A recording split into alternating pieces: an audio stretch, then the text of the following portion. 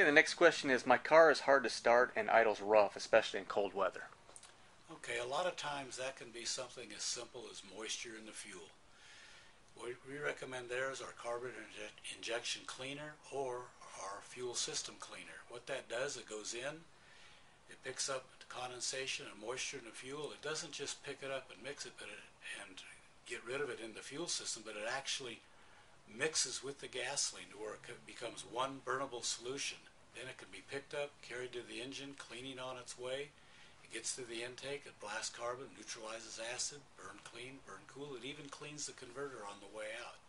And that's what we recommend to clean that system, because if something starts rough and idles rough, especially in the winter, moisture is probably the problem.